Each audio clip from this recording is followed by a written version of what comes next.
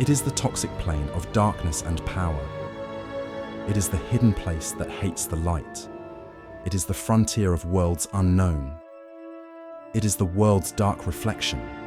Death, darkness, and peril are in abundance within this dark domain.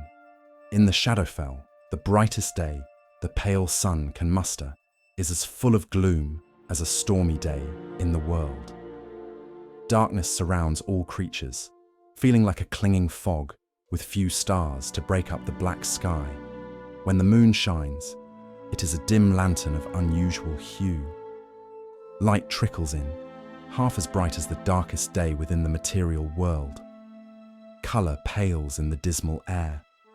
Emotions turn to apathy and melancholy, high spirits being rare as the dead are raised to serve darkness incarnate. Negative emotions, fear, anger, greed are amplified, raising the murky atmosphere higher. It was said that in the cosmic scheme, the world is at its center. And during the process of creation, the primordials of the elemental chaos found middle ground in the world.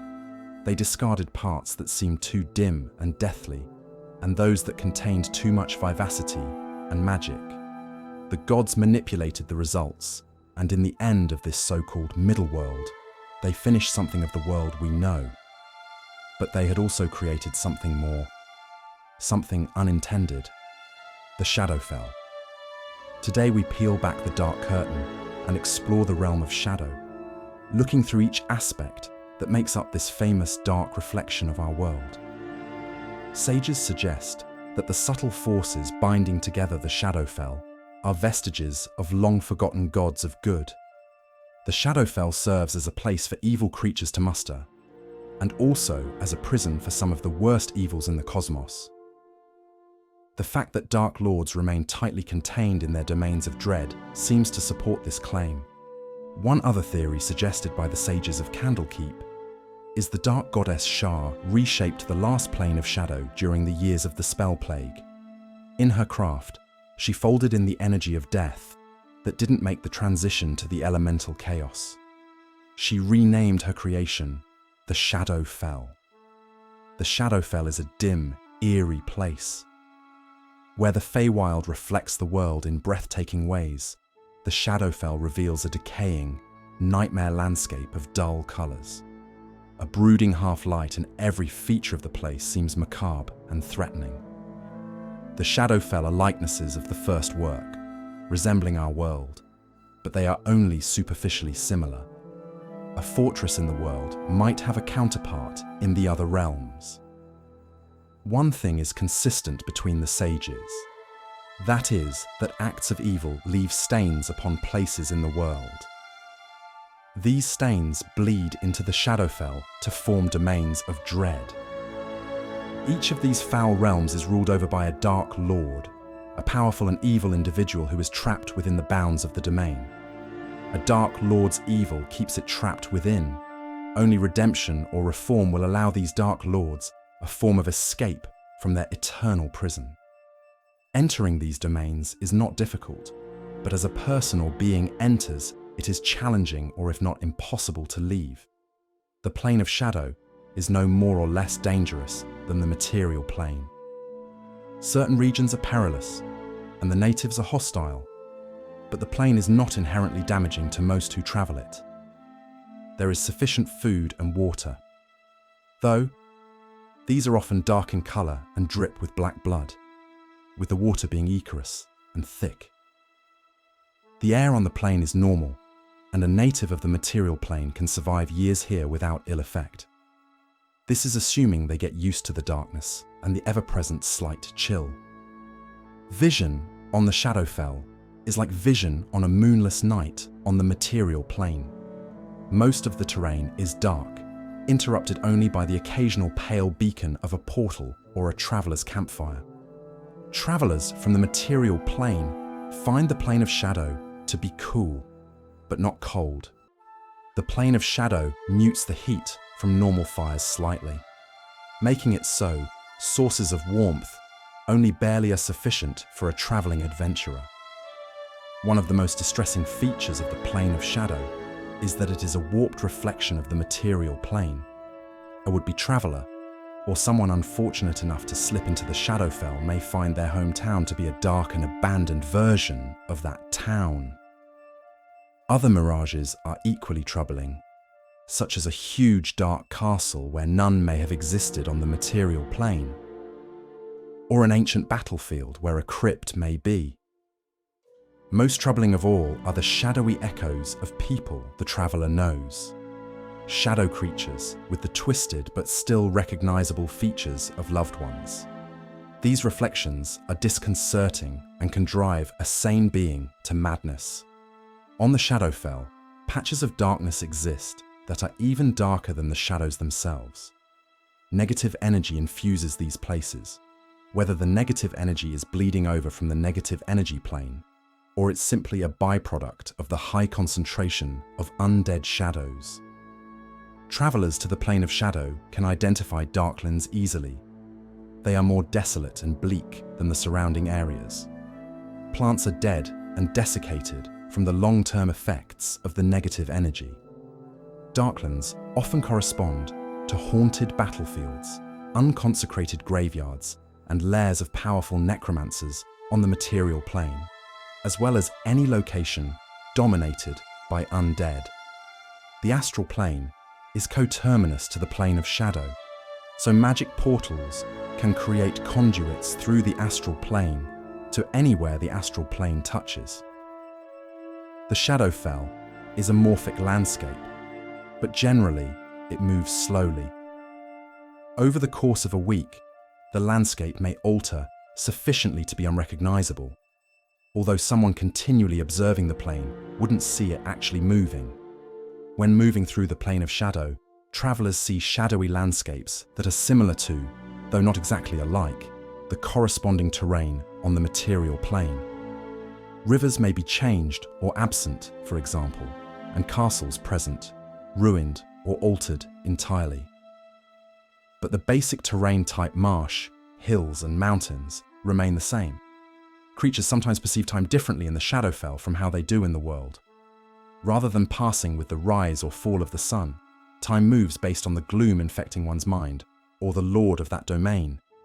A visitor to the Shadowfell might feel as though days or weeks have passed, when in fact years have gone by on his or her native plane. More than one traveller has ventured into the Shadowfell, only to find that when he or she returned home, everything that person loved and cherished was gone. Where the world is life and light, the Shadowfell is death and gloom. Where the world is growth and vitality, the Shadowfell is decay and apathy. The world, being a point of balance, holds these darker elements too. The darker aspects of existence embodied in the Shadowfell contain fearsome power. Any magic laced with the essence of the plane of shadow already has dread on its side. Shadow magic is the stuff of fell legends, wielded by terrible villains. In stories, it is the province of the desperate, the vicious, and the reckless.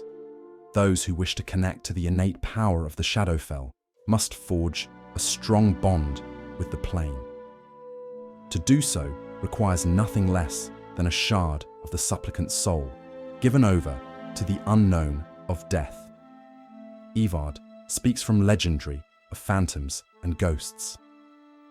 To tap into the powers of shadow, you must find that lightest part of your soul and use the following rites to kill it. Fear not, it is only right. That piece simply goes ahead, in death, to that void of great mystery beyond all mortals' cares. The power of shadow shall bleed into the hollow, making you anew. Some of these magical studies have been labelled as dangerous and forbidden, but some remain. The Dark Watcher is an ancient order of arcanists who mastered the power of shadow, then matched that power with righteous understanding of the light of life and the astral sea. These abilities combinate into a mastery of darkness to sap the general life essence from those caught off guard, a familiarity with resisting the undead abominations through divine will. A master of the Dark Watcher is also able to move through the Shadowfell in an instant, to weave together and heal their companion, if the Watcher feels their life energy dissipating. This growth leads to an ability to use a ray of scintillating light and shadow that disrupts the enemy's life force, leaving it at the mercy of the Dark Watcher. Dark Oracles are those that hold the keys to communing with the spirits of the dead, who hold accumulated lore of all creatures that have lived and will live. Through this art, they learn to call forth the ephemeral shades of the dead to answer questions and to battle their foes. Sages lastly wrote of the Ravenkin. From time to time, the Raven Queen's gaze lingers on a mortal soul whose courage and devotion sparks her cold heart. To these mortals, she sends a special boon, a raven-shaped shadow whose appearance is a sign of her favor. The Shadow Raven keeps them company and is a physical connection to the so-called God of Death. Although reports of the Raven Queen are disputed, and she may in fact be an aspect of Shah, the truth, unfortunately, may be lost to time. If the Shadowfell is an echo of the world seen through a mirror darkly, then Gloomwrought is the reflection of a worldly city seen through the same mirror. But this mirror has been smashed into pieces, then rearranged according to the whims of a lunatic. The city scoffs at natural laws. Down every alley, a new and terrible secret waits to destroy the unsuspecting. Although the City of Midnight is one of the few strongholds of civilization in the Shadowfell, it is neither a safe settlement nor a pleasant one. The citizens of Gloomwrought come to the city or stay in it for simple reasons, but rarely good ones. To those bold enough to seek power, wealth, and glory in the plane of shadow, Gloomwrought offers a place to do so. Despite its negative aspects, the City of Midnight attracts immigrants and visitors. For some, the city has always been and always will be home. It is all they know. Such people raise families even in this dark place. Standing alone on a long stretch of desolate shoreline, Gloomwrought is a dirty port with a huge swamp on one side and a sea on the other. Inside its high, encircling wall, the city is a cramped and dismal place. It is a maze of twisting lanes, narrow alleys, and chaotically placed buildings. Everywhere statues with sinister faces leer out over the streets. Strange citizens, stripped of colour and verve, crowd these thoroughfares. Among them are the inscrutable keepers, a bizarre race of caretakers found throughout the city. Although the keepers exhibit no discernible reason for their work, they are thought to be the reason for the upkeep and continued existence of the City of Midnight. The city is inherently mutable, which is a quality the keepers seem to use for some advantage. Everything about the City of Midnight gives off an ominous air, as if danger always lurks nearby. Most newcomers get the sense that the city is looming overhead like a giant monster ready to snatch up the unwary. If it is possible for a city to have the character of a skulking predator, then Gloomwrought is such a city. Outside the jet-black walls of Gloomwrought, the bleak vastness of the Land of Shadows both beckons and cautions the traveller. Lying to the north and west of Gloomwrought, Oblivion Bog is an example of a Shadowfell landscape. Rotten signs lead up to the bog, suggesting that it was once habitable, but now the region is a murky swampland that extends for miles. Deeper within the bog, the only light is the sickly glow of luminous decaying vegetation. The ceiling of branches hangs lower, clawing at travellers' faces. The rank air tastes of rot and sticks in the throat. The murky water churns incessantly, and sudden blasts of green swamp fire erupt violently. The swamp sometimes expels the ruins of an old building, complete with skeletons, a grisly reminder that this place was once inhabited. Countless and varied creatures live within the Shadowfell, twisting their dark designs, or just their insatiable need for death. From somewhere in the darkness, a gurgling moan can be heard when a zombie advances. Most zombies are made from humanoid remains, though the flesh and bones of any formerly living creature can be imbued with a semblance of life. Necromantic magic, which in the Shadowfell grows in power, can animate corpses of not just humanoids, but also monstrosities such as beholders. These undead beholders appear as they did in life, showing the wounds that killed them, but also, through reanimation, gaining the use of their famous eye rays once more. Shadows are undead that resemble dark exaggerations of humanoid shadows. From the darkness, the shadow reaches out to feed on living creatures' vitality. They consume any living creature, but they are especially drawn to creatures untainted by evil. A creature that lives a life of goodness and piety consigns its basest impulses and strongest temptations to the darkness where the shadows hunger. Shadow dragons are true dragons that were either born in the Shadowfell or transformed by years spent within its dismal confines. Some shadow dragons embrace the Shadowfell for its bleak landscapes and desolation. Others seek to return to the material plane, hungry to spread the darkness and evil of the plane of shadow. Portals to the Shadowfell manifest in forlorn places and the deep gloom of subterranean caverns. The dragons that lair in such places often discover these portals and find themselves transported to a new realm. The transformation to a shadow dragon happens over a period of years, during which time a dragon's scales lose their luster and fade to a charcoal hue. Its leathery wings become translucent, its eyes paling to pools of opalescent grey. Darkness makes the dragon fade to a spectral shadow of its former self. The magical nature of dragons holds an attraction for the Shadowfell, which seems to somehow crave the majesty of these great reptiles. Hidden within the bleak landscape of the Shadowfell is the abode of a god gone missing sometime before or during the spell plague. All but forgotten now, the master of all thieves, Mask, kept a citadel built totally of shadow. He used it as a hideout when he tired of this wanderings and mischief among the plains. Since Mask's disappearance, his chosen sometimes occupy the keep. Shadowkeep is barely visible in the gloom of the Shadowfell. Before noticing it as more than a deeper shadow, one can walk directly into its walls. Those walls are nonetheless solid. Mask's old lair hasn't crumbled despite the absence of its master. Long ago, a portion of the keep was transformed into the legendary Fane of Shadows, a temple that travels worlds and planes serving the inscrutable agendas of the various gods and goddesses of shadows, twilight, and darkness. It is said that Mask manipulated the other deities so that he was able to appoint the guardian of the Fane, a being of unknown identity.